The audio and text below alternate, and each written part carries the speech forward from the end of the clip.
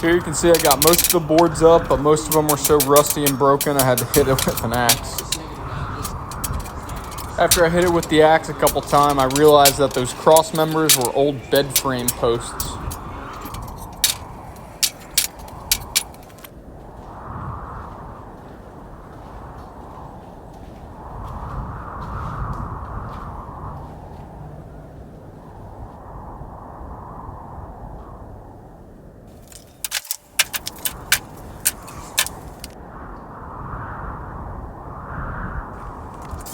I don't have a good clip of it, but I actually found the best way to remove these bed frame posts was just to hit it with an axe since the weld job was so crappy.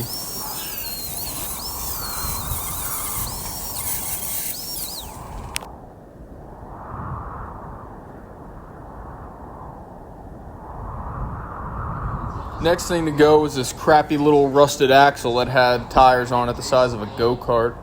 Later on you'll see I go with a timber and axle suspension. That's a way better setup. And should do a lot better off-road.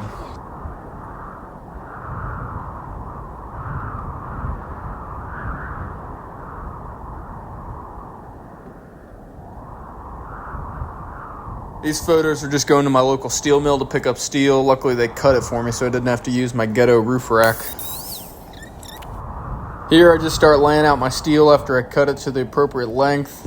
And here I begin welding the outside framework of my trailer.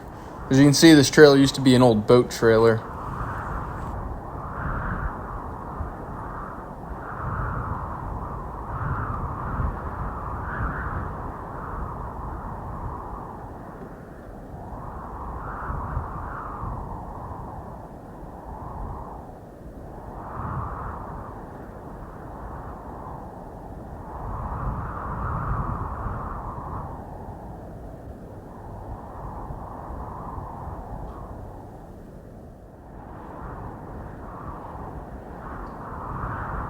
At this point, you can see I got most of my cross members already tacked in place. I'm just going around and finishing my welds, making sure to clean them up as I go.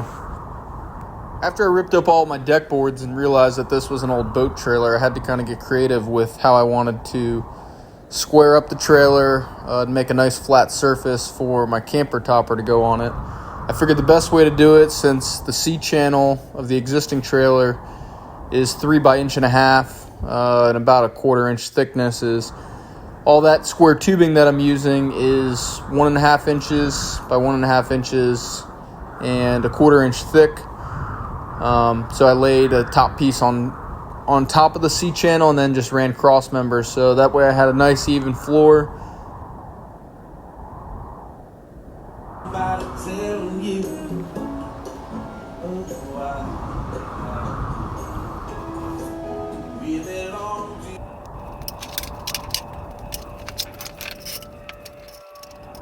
Here's my timber and axle-less suspension. I went with their option 1 of installing, which is running 3 1/2-inch bolts through my C channel, and then running 2 inch by 2 inch square tubing from each member. So I guess theoretically it does have a cross member running between the axles, but it's actually higher than the lowest point of the trailer, which is the original boat flanges.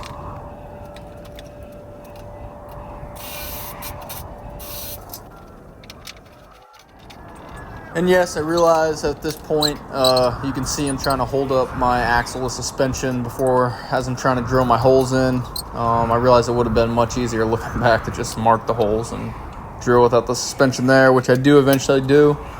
But the ratchet strap actually did do a pretty good job with the jack holding it up, so I could at least get my holes started so you can see where they are, and then I'll lower it down later and finish them.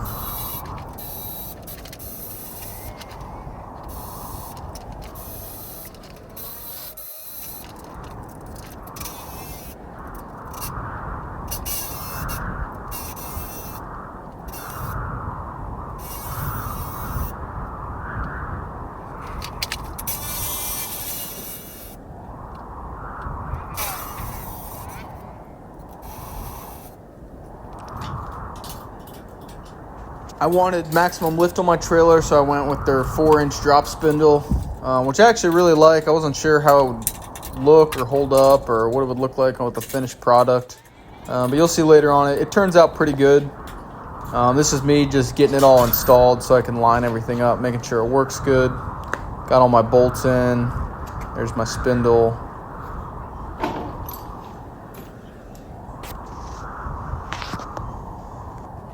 Couldn't get the washers to line up properly, so I had to grind off a little tab because it was hitting where the C-channel bend.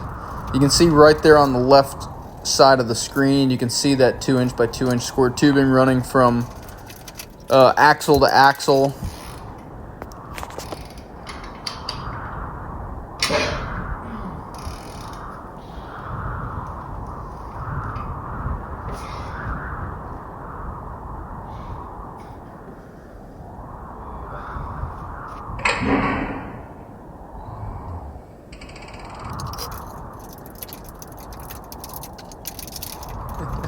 For all you ugga-dugga lovers out there, I do go back with a torque wrench and torque them to 95 foot-pounds, which is what they recommend.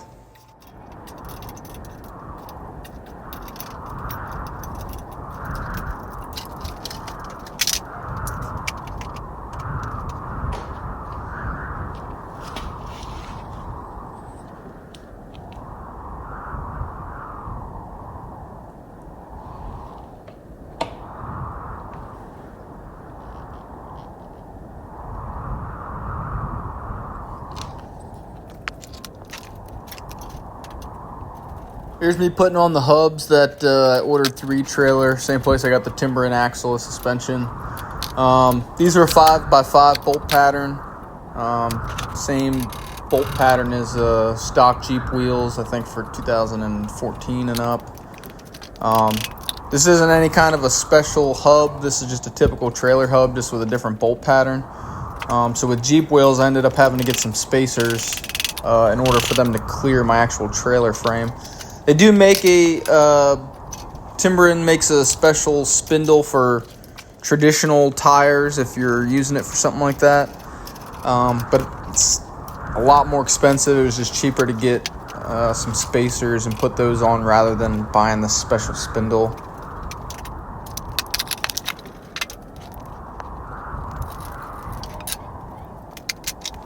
And here's just an aluminum 2" wheel spacer I had to use.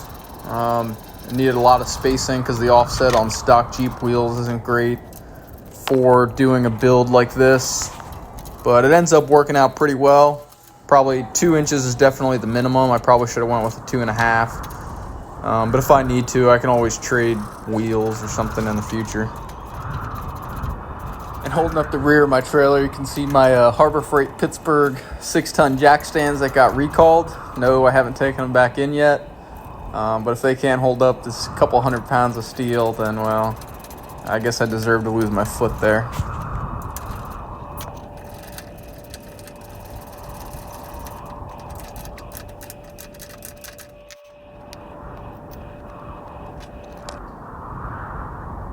I was really excited to get my Jeep wheels installed on this thing that night. Here you can see they're on there. They just barely clear, but they look good. They function good. I jumped up and down. It seems to be holding fine. Should do fine. Here you can see I began doing my fender welds. I used the same 1.5" by 1.5" square tubing. Had them all tack welded in place and then had to finish weld them. No, I'm not a professional welder, so a lot of my welds are ugly, but I do understand the principle of it. And all of them have been holding up pretty good. I've tested every single one by jumping up and down on them, so I know it's at least going to hold my body weight plus whatever force I'm jumping down on it.